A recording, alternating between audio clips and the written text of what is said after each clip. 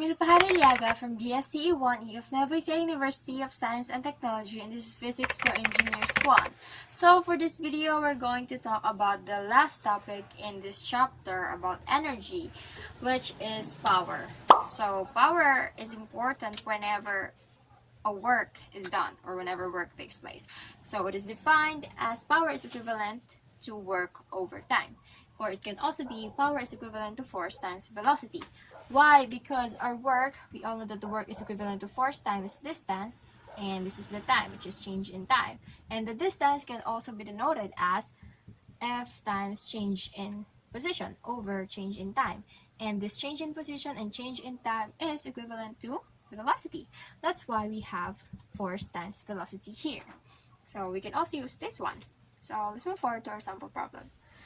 It takes a force of 1,450 Newton to keep a 1,300 kilogram car moving with a constant speed up a slope of 5.25 degrees. If the engine delivers 4.10 times 10 raised to 4 watts or 55 horsepower to the drive wheels, what is the maximum speed of the car? So as we can see in this example, we have a lot of given. We have a force of 1,450 Newton, we have a mass of 1,300 kilogram, an angle of the slope, which is 5.25 degrees, and the power. So yeah, we have a lot of information, but what do we really need to do?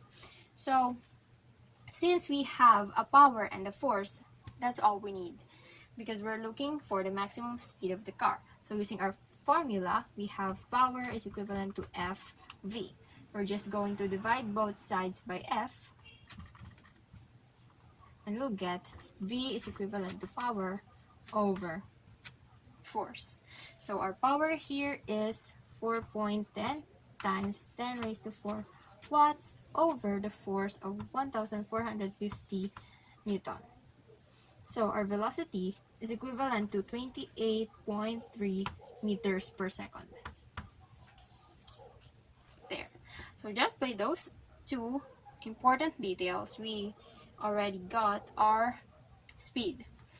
That is why it is important to be mindful of the process, to be mindful of the formula, of the needed given values, so we can answer this easily. We don't need sometimes, actually, when I first read this problem, I was kind of like, oh, it has, am I going to solve for the angle or, you know, the height and everything, blah, blah, blah.